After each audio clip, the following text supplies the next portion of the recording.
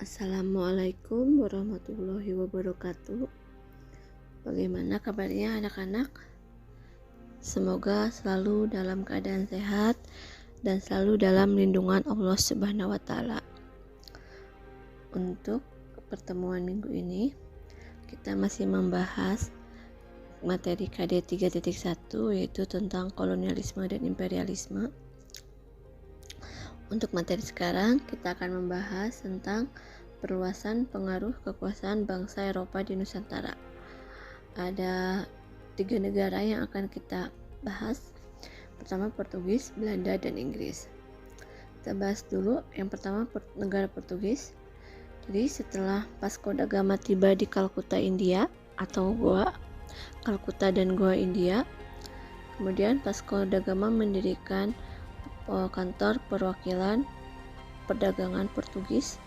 Setelah itu Portugis mengirim kembali beberapa armada laut yang dipimpin oleh Alfonso de Albuquerque pada tahun 1511 ke pusat rempah-rempah. Alfonso de Albuquerque berlayar dari India sampai ke pusat rempah-rempah atau sampai ke Nusantara itu mengikuti jalur perdagangan Muslim, sehingga Alfonso de Albuquerque pada tahun 1511 tiba di Malaka. Ketika dia tiba di Malaka, niat pertama kali adalah untuk berdagang, yaitu untuk membeli rempah-rempah. Tapi ketika memperoleh keuntungan yang sangat banyak, kemudian niat Portugis beralih, yaitu ingin menduduki Malaka, karena Malaka pada masa itu adalah pelabuhan perdagangan yang sangat besar. Sehingga bulan Agustus tahun 1511 akhirnya Portugis berhasil menduduki Malaka. Yang setelah Portugis menduduki Malaka, kemudian Portugis melakukan monopoli perdagangan rempah-rempah, artinya seluruh rempah-rempah yang ada di pasar Malaka, yang ada di bandar Malaka, pelabuhan Malaka, itu hanya diperbolehkan dijual kepada Portugis dengan harga yang sudah ditentukan oleh Portugis. Sehingga kerajaan-kerajaan Islam yang ada di sekitaran Malaka yang ikut berdagang di pelabuhan Malaka akhirnya terganggu oleh Portugis, ya, karena Portugis melakukan monopoli perdagangan itu merugikan selain merugikan Malaka juga merugikan kerajaan-kerajaan Islam lainnya yang ikut berdagang di Malaka, sehingga terjadilah konflik antara Portugis dengan kerajaan-kerajaan Islam lainnya seperti Banten, Aceh. Seperti itu terjadi konflik, tetapi konflik dengan kerajaan-kerajaan Islam yang ada di sekitaran Malaka bisa diredam oleh Portugis. Apa sih tujuan Portugis menduduki Malaka dulu atau berlabuh di Malaka dulu? Jadi tujuan awal Portugis menduduki Malaka yaitu sebagai jalan untuk menguasai Maluku. Jadi untuk membuka jalan ketika Portugis ingin menguasai Maluku. Sehingga ketika Portugis sudah menguasai Maluku, kemudian 1512 dikirimlah kembali Francisco Serrao, anak buah Alfonso de Albuquerque. Francisco Serrao dikirim pada tahun 1512, 1 tahun setelah Malaka dikuasai oleh Portugis. Serrao akhirnya berlayar ke Maluku. Dia tiba pertama kali yaitu di daerah Hitu dan Seram. Ketika dia tiba di Hitu dan Seram, Serrao diterima dengan sangat baik oleh penduduk Hitu dan Seram dan kerajaan dan penguasa di Hitu dan Seram yang memperoleh rempah-rempah yang sangat banyak. Kemudian Serrao melakukan pelayaran kembali. Tibalah dia di Ternate, masih tahun yang sama 1512. Ketika dia tiba di Ternate, Serrao diterima dengan sangat baik oleh kerajaan Ternate. Bukti Portugis diterima dengan sangat baik oleh kerajaan Ternate, yaitu diperbolehkannya atau diberikannya izin Portugis untuk mendirikan benteng Saint John. Jadi benteng Saint John ini selain memiliki fungsi untuk Portugis, juga memiliki fungsi untuk menghalau serangan dari kerajaan Tidore. Jadi fungsinya ganda, untuk Portugis dan untuk Ternate juga. Setelah mendirikan benteng Saint John, kemudian akhirnya Portugis dan Ternate melaksanakan kesepakatan perjanjian. Isi kesepakatannya yaitu Portugis diminta membantu melawan Tidore. Keuntungan atau feedback dari ikut campurnya Portugis melawan ke konflik Ternate Tidore, yaitu Portugis diberi monopoli perdagangan rempah-rempah. Setelah kesepakatan itu dilaksanakan, akhirnya Portugis memperoleh monopoli perdagangan rempah-rempah, di mana para petani rempah-rempah tidak diperbolehkan menjual rempah-rempahnya ke pedagang lain selain kepada Portugis, dan harganya pun sudah ditentukan oleh Portugis, yang mengakibatkan petani rempah-rempah ini mengalami kerugian, kemudian tertindas karena harganya sangat murah sekali. Akibat monopoli perdagangan ini mengakibatkan terjadinya konflik antara Portugis dengan rakyat Ternate awalnya. Tapi lama-kelamaan, karena Portugis sebenarnya ingin menguasai Ternate secara keseluruhan, selain ingin menguasai ekonomi, juga ingin menguasai politik, ingin menguasai kerajaan Ternate, sehingga mulai terjadilah konflik dengan kerajaan Ternate itu sendiri. Jadi selain konflik dengan rakyat Ternate, juga konflik dengan Kesultanan Ternate. Konflik ini akhirnya bisa diredam, sehingga Portugis akhirnya bisa berkuasa di Ternate sampai tahun 1605 ketika POC datang. Jadi POC adalah kongsi dagang, perusahaan dagang yang berhasil menyingkirkan Portugis di tanah Maluku. Setelah akhirnya Portugis bisa disingkirkan oleh POC, seperti itu. Tadi sudah Ibu jelaskan proses perluasan kekuasaan Portugis. Kita lanjut ke Belanda.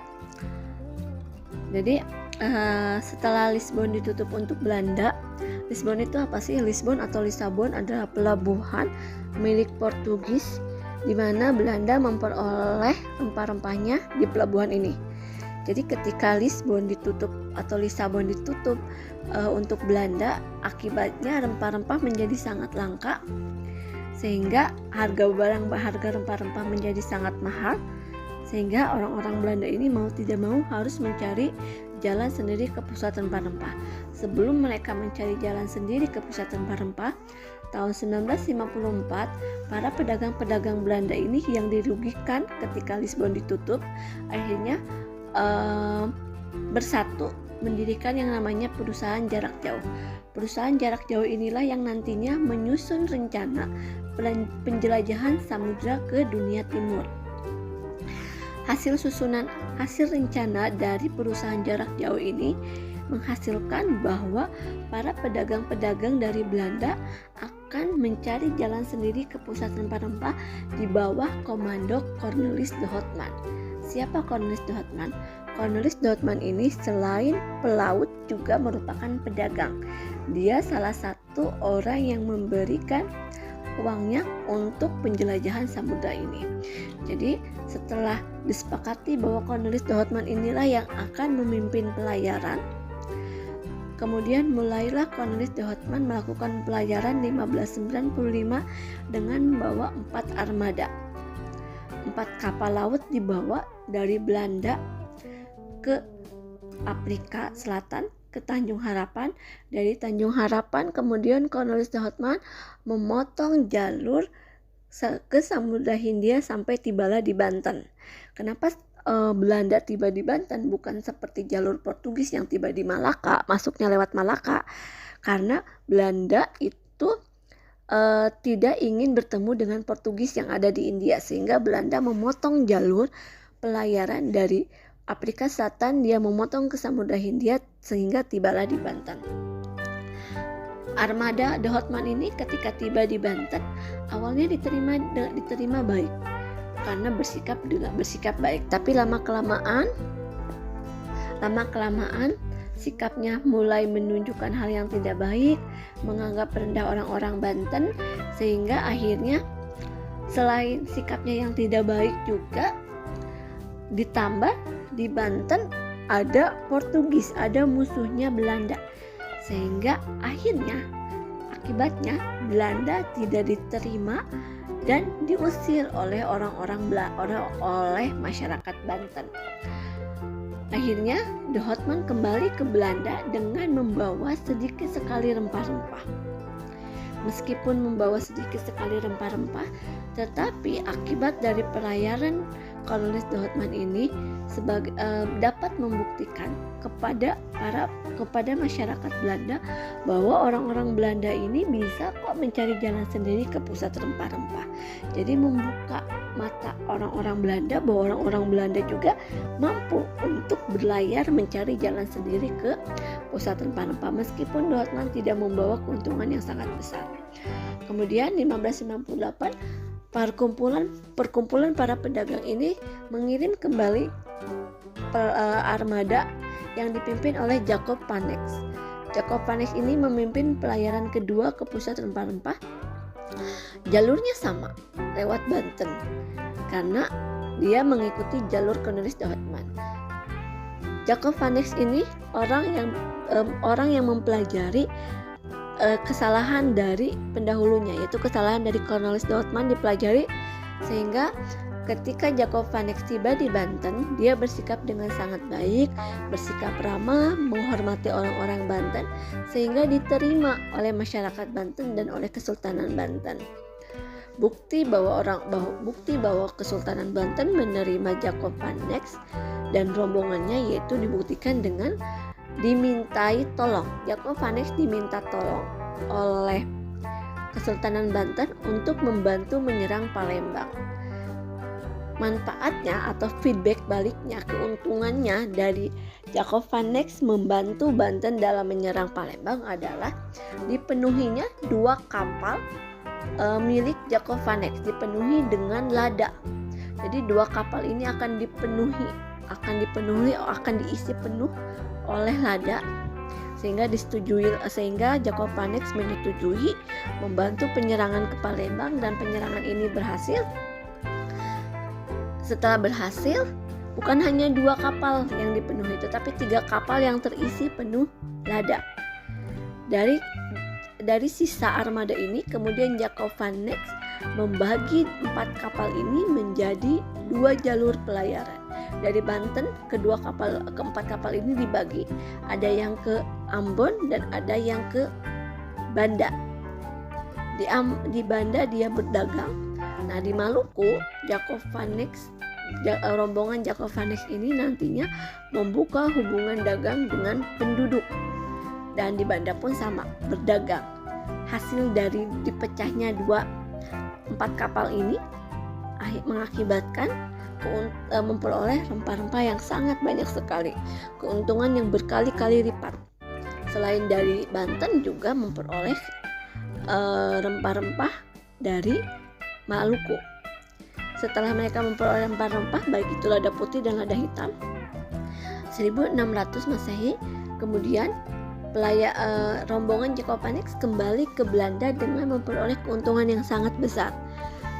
Setelah pelayaran Jacob van Eyck ini, akhirnya nanti berbondong-bondonglah para pedagang-pedagang Belanda itu datang ke Banten, datang ke Nusantara, yang mengakibatkan lambat laun harga rempah-rempah di Belanda turun.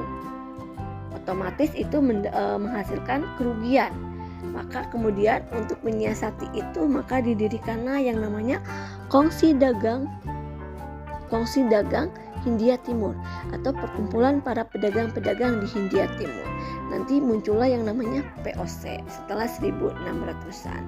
Untuk materi hari ini kita cukupkan saja. Untuk perluasan kekuasaan Inggris, kalian cukup baca di modul saja.